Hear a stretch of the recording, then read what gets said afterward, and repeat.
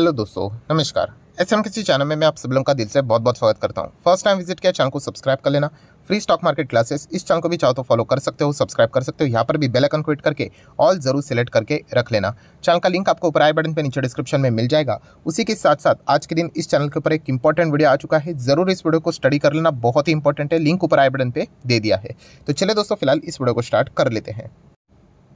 ठीक है दोस्तों, अभी हम लोग आ चुके हैं बिल्कुल हमारे नॉर्मल स्क्रीन के ऊपर। एंड दोस्तों, यहाँ पे अलग अलग वीडियोस में बनाते रहता हूँ एंड कमेंट सेक्शन में बहुत सारे अच्छे खासे डाउट भी पूछे जाते हैं। हालांकि आपको पता है कि हर एक को प्रैक्टिकल रिप्लाई देना थोड़ा मुश्किल हो जाता है, तो इसलिए मैं क्या करता हूँ, आपके मैक्सिमम डाउट जो इंपॉर्टेंट है, रिलेवेंट है, उसको वीडियो के माध्यम से ही सॉर्ट आउट करने की कोशिश यहाँ पे कर देता हूँ। दोस्तों, यहाँ पे कुछ ऐसे डाउट यहाँ पे चल रहे फिलहाल की जो सिनेरियो को देखकर ये डाउट बहुत सारे लोगों के मन में आ रहा है। एंड उसमें कोई भी मतलब हम बोल सकते कि गलत बात नहीं है, ऐसा डाउट आना बहुत ही लाजमी सी बात है। ठीक है, तो इन सारी चीज़ों को हम लोग कवर करेंगे स्टेप बाय स्टेप। तो डाउट क्या है कि Hindustan aeronauticals limited HAL, sir इस स्टॉक ने तो मतलब कमाल करके ही रखा है। मतलब फ्राइडे के दिन भी आप देख सकते हो 6% तक रॉकेट की तरह भागते हुए देखने को मिला। खबर स्प्लिट के सामने तो यहाँ पे आ चुकी है, उसका भी फायदा मिला। 5 दिन में देखेंगे तो 15%, एक महीने में 24, 6 में 37% रिटर्न, एक साल में डबल हो गया पैसा। 5 साल की बात करें, अगर हम लोग ओवरऑल परफॉर्मेंस की बात करें, मतलब 5 साल कोई पकड़ कोई तो कितना है 286%, मतलब अफलातून परफॉर्मेंस यहाँ पे दिया है। एंड बिल्कुल टॉप लेवल पे चलते हुए देखने को मिल रहा है। एंड आप सभी लोगों को पता है इन स्टॉक को हम लोग पहले से ही ट्रैक कर रहे हैं। आप चाहो तो मेरे पुराने वीडियोस को भी देख सकते हो, 1300 पे था तब सब हम लोग इस कंपनी को यहाँ पे स्टडी करने की कोशिश कर रहे हैं। बहुत ही अच्छे खासे तगड़े रिटर्न्स तो इस कंपनी ने जनरेट करके दिए हैं। डाउट क्या है लोगों का, डर किस बात का यहाँ पे बैठ चुका है कि ये एक अल्टीमेटली है क्या, है तो एक सरकारी कंपनी। ठीक है, एंड सरकारी कंपनी में मतलब आपको पता ही है कि डिसीजंस किस प्रकार से लिए जाते हैं। इसको हम लोगों ने बहुत बार मतलब देखा भी है, अनुभव किया है। एंड HAL ने भी खुद अनुभव किया है। बीच में हम लोगों ने देखा था 2021 में ही कि स्प्लिट के लिए पहले हाँ बोला, फिर बाद में ना बोला तो स्टॉक क्रैश हो गया।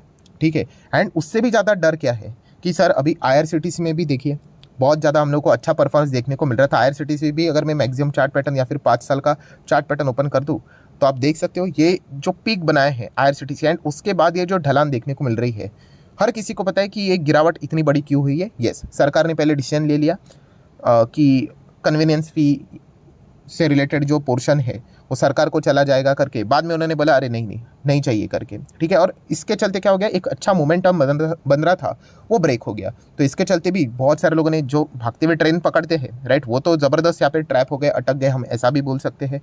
देन उसके बाद वापस एक डर वापस हम लोग को क्रिएट होते हुए देखने को मिला बिकॉज ऑफ IEX की भी बात करें, बहुत अच्छा खासा अभी ओके परफॉर्मेंस थोड़ा बहुत दे रहा था। सडनली एक खबर सामने आ गई रिपोर्ट के जरिए, ऑफिशियल तो कुछ भी नहीं है। एंड स्टॉक तो आप देख सकते हैं एक झटके में 20% क्रैश हो गया। मतलब दो चीज़ों सेशन को अगर हम लोग पकड़ कर चले, और बड़े बड़े प्लेयर्स है इसमें। डर यहाँ पे क्या है लोगों के इसमें। एंड IEX क्यों गिरा आपको पता है, जैसे मैंने आप लोगों को बताया, वीडियोज़ भी ऑलरेडी 2 बार आ चुके हैं। डर क्या बैठ चुका है सर, HAL में भी क्या ऐसी चीज़ें यहाँ पे हो सकती है, क्या सरकार HAL को भी अपने डिसीजन के चलते बर्बाद कर सकता है। तो दोस्तों, मैं कोई घुमा फिरा कर बात यहाँ पे करना नहीं चाहूँगा। अगर डायरेक्टली बोलना है तो होने के लिए हाँ मैं ऐसा भी बोल सकती हूँ, यस YES ऐसा यहाँ पे हो सकता है।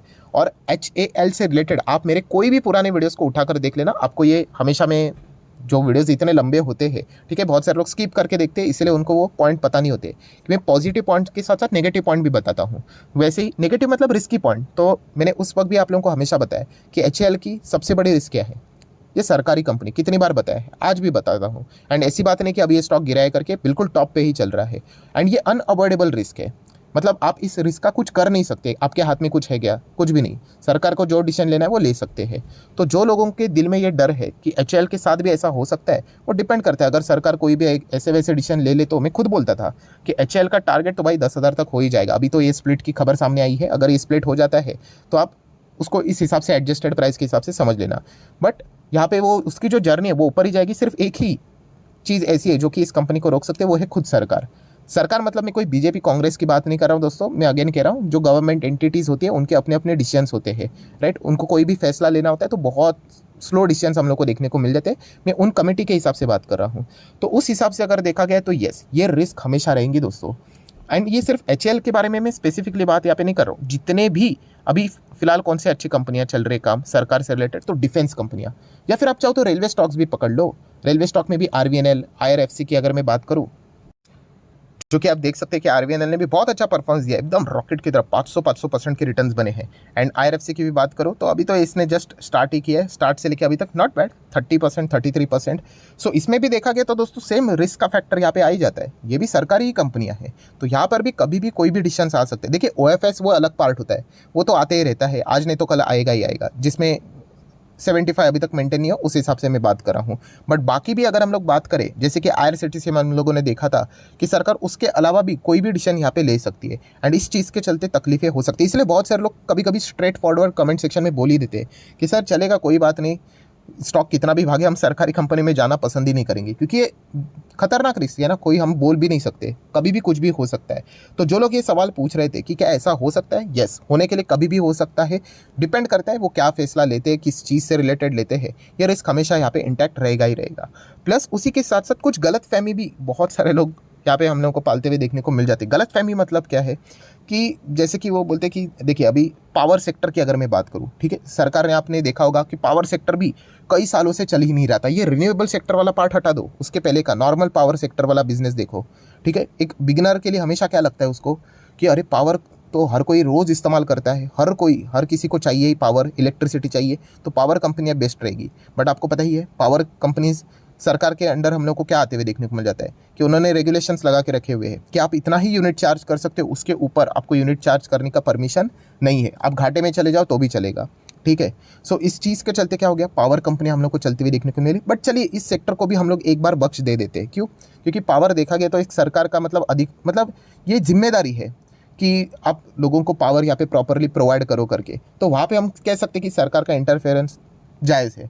बट अगर देखा गया तो दोस्तों सरकार किधर भी एंट्री कर सकती है, कोई भी सेक्टर में एंट्री कर सकती है, ऐसी कोई बात नहीं कि सिर्फ सरकारी कंपनी में ही यही चीज़ होगी। इसका आपको एक एग्जांपल देता हूँ, 2018 में आपको पता ही है ऑटो सेक्टर बहुत अच्छा कर रहा था, सडनली सरकार के ऐसे फैसले आ गए बैक टू बैक कि इंटायर ऑटो सेक्टर का आप नज़ारा देखोगे, जैसे कि ये मैं मल्टीपल टाइम रिपीट कर चुका हूँ, इसलिए आपको ये अच्छे तरीके से पता है, बाकी लोगों को इसके बारे में अंदाज़ा नहीं होता। ये देखिए 2018 से लेकर 20 तक, ठीक है, कोविड के चलते और गिरावट हो गई, बट 2018 से देखिए क्या शार्प गिरावट हुई। ये एक ऑटो कंपनी है। दैन दूसरी ऑटो कंपनी आपके सामने रखना चाहूँगा, देखिए एकदम 50-60% तक क्रैश हो गए।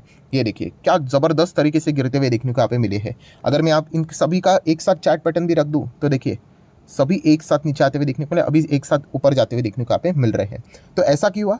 यस, सरकार ने बहुत सारे ऑटो सेक्टर से रिलेटेड नई चीज़ें इंट्रोड्यूस कर दी, राइट। सबसे पहले शुरुआत किस चीज़ से रिलेटेड हुई थी? लोडिंग कैपेसिटी से रिलेटेड। जिन लोग जो शेयर मार्केट में रहते हैं अच्छी तरीके से उनको पता है, लोडिंग कैपेसिटी आई, फिर वो BS6 नॉर्म्स हम लोग को देखने को यहाँ पे मिल गए। देन उसी के साथ साथ अगर हम लोग देखा गया तो पेट्रोल डीजल से रिलेटेड चीज़ें देखने को यहाँ पे मिल गई। देन उसी के साथ साथ स्क्रैपिंग पॉलिसी से रिलेटेड चीज़ें, मतलब बहुत सारे फैसले धीमे धीमे करके आ रहे थे। देन इलेक्ट्रिक व्हीकल से रिलेटेड बातें सामने आ रही थी। तो कुछ चीज़ें प्रॉब्लम में क्या हो गई कि ऑलरेडी पुरानी गाड़ियाँ रेडीमेड थी, बनाई हुई थी, तो वो वापस कैसे सेल आउट होगी, तो इससे रिलेटेड कन्फ्यूजन देखने को मिला। मतलब सरकार ने कुछ ऐसे डिसीजन ले लिए, तो इसके चलते मतलब इंटायर ऑटो सेक्टर भी हम लोग को ऐसा नीचे आते हुए देखने को यहाँ पे मिला था।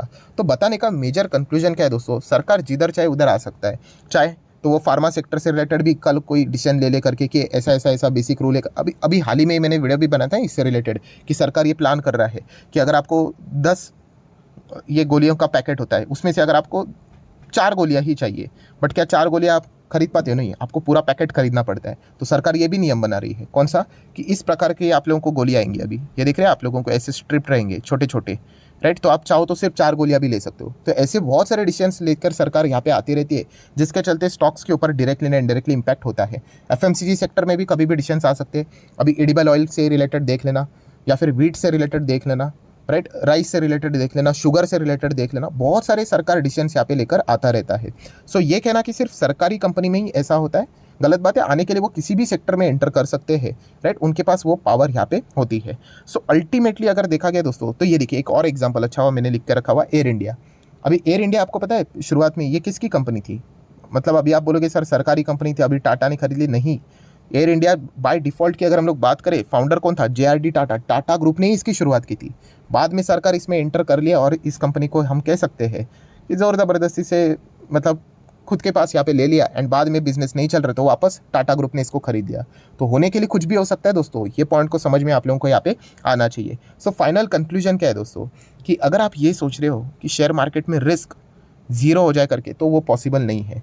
आप किसी भी सेक्टर में चले जाओ, अगर आपको ये भी लगता है कि मैं सरकारी कंपनी में नहीं हूँ, वहाँ पे भी रिस्क है दोस्तों। सरकार वहाँ पे भी एंट्री कर सकती है ना। अभी ऑटो सेक्टर कौन सा सरकारी सेक्टर था, बट वहाँ पे भी सरकार ने डिसीजंस बना लिए एंड पूरा सेक्टर हम लोग को कोलैप्स होते हुए देखने को मिला।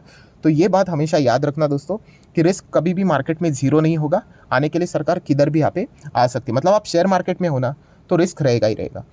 हाँ, अगर आपको समझना है कि रिस्क को आप क्या कर सकते हो, लो कर सकते हो, मिनिमाइज कर सकते हो। कैसे मिनिमाइज, कि चलो आप चाहो तो सरकारी कंपनीज को अवॉइड कर दो, ठीक है, अब प्राइवेट कंपनीज के साथ जाओ, तो आपका रिस्क कुछ हद तक मिनिमाइज यहाँ पे हो सकता है। सरकारी कंपनीज के साथ जाओगे तो रिस्क तो ज़्यादा रहेगा ही रहेगा, क्योंकि पास्ट ट्रैक रिकॉर्ड के हिसाब से हम लोगों ने देखा है कि क्या सिचुएशंस यहाँ पे चल रही है, उस हिसाब से चीज़ें आपके साथ होने के चांसेस फिर बढ़ जाते हैं। बट ये बोल देना कि रिस्क को सर सीधा जीरो बता दो, नहीं। कोई भी सेक्टर में, केमिकल सेक्टर में चले जाओ, सरकार कुछ भी डिसीजन ले सकती है कि ऐसा ऐसा रूल्स होना चाहिए, सेफ्टी नॉर्म्स होने चाहिए, ये कंपनी नहीं करेगी तो लाइसेंस कैंसिल कर देंगे, कुछ भी आ सकता है। तो ये पॉइंट भी हम लोग को समझ में यहाँ पे आना चाहिए। सो फाइनल कंक्लूजन क्या है कि सर क्या HAL में भी अगर देखा गया कि सरकार इस प्रकार से उनको क्या बर्बाद कर सकता है क्या, तो वो डिपेंड करता है। अगर कोई वो अनाप शनाप वाले डिसीजन लेकर अगर आ गए तो फिर डेफिनेटली फिर उसको भी फ़र्क पड़ सकता है। तो बस इतना ही कहना चाहूँगा कि रिस्क तो रहेगा ही रहेगा दोस्तों। और HAL मेरे पास भी है, डिस्क्लेमर यहाँ पे ज़रूर देना चाहूँगा। वो रिस्क लेकर हम लोग यहाँ पे चलते रहते हैं। अभी पुरानी बाइंग होती है, आप सभी लोगों को पता है, तो इसके चलते क्या रहता है, एक एडवांटेज रहता है। कैसे एडवांटेज, जैसे कि मान लो किसी ने HAL बहुत ही लोअर लेवल पे हम लोगों ने देखा ही था, जब यहाँ पे था तब से हम लोग इसको कवर कर रहे हैं। आप चाहो तो मेरा पुराना वीडियो भी देख सकते हो। अभी यहाँ पे अगर कल कुछ गड़बड़ हो गई एंड स्टॉक अगर गिर भी गया, अभी कितने पे चल रहा है, 374 मतलब 43, ठीक है। मान लीजिए कल 3,500 पे आ गया, या फिर 3,000 पे आ गया, 2,500 पे आ गया, 2,000 पे आ गया, still we have option and choice कि हम चाहे तो क्या कर सकते हैं, निकल सकते हैं। हाँ, ये बात सच है कि जितना प्रॉफिट हमारा बन रहा था वो घट जाएगा, ठीक है, बट हम लॉस में नहीं जाएंगे क्योंकि हम लोगों ने अर्ली स्टेज पे यहाँ पे एंट्री की है करके, ठीक है। सिमिलर वे IRCTC की भी बात करें, IRCTC भी मेरे पास है, प्रॉफिट में है। हाँ, प्रॉब्लम किनको हुआ, जिन्होंने बिल्कुल ज़बरदस्त रॉकेट की तेज़ी देखी और बहुत अच्छा लगा इसलिए खरीद लिया, एंड बाद में जो हुआ उनके साथ, मतलब जो गिरावट, ठीक है, हमारा भी प्रॉफिट घट गया। ऑब्वियसली इतना गिरेगा तो प्रॉफिट थोड़ी ना हमारा रहेगा। तो ये चीज़ें दोस्तों यहाँ पे होती रहती है। तो ये सारा पॉइंट आप लोगों को समझ में आना चाहिए, इसलिए ये वीडियो को मैंने कवर किया और हर एक पॉइंट को मैंने अच्छी तरीके से यहाँ पे कवर कर लिया है। सो आशा करता हूँ वीडियो हेल्पफुल लगा होगा। तो चाहो तो इसको लाइक एंड शेयर कर सकते हो। एंड डिमैट अकाउंट अगर आपने अभी तक ओपन नहीं किया है तो लिंक नीचे डिस्क्रिप्शन में 25 वीडियो की लिस्ट भी आपको बिल्कुल फ्री ऑफ कॉस्ट मिल जाएगी। आपका नाम, कौन सा अकाउंट आपने लिंक के थ्रू ओपन किया है, प्रॉपर्ली कमेंट सेक्शन में मेंशन कर देना। तो हफ्ते भर के अंदर अंदर सारे लेक्चर्स मेरी साइड से फ्री ऑफ कॉस्ट प्रोवाइड कर दिए जाएंगे ताकि आप शेयर बाजार को आसान भाषा से सीख सको। So that's it, thank you very much दोस्तों। We will be meeting our next video, तब तक के लिए बाय बाय।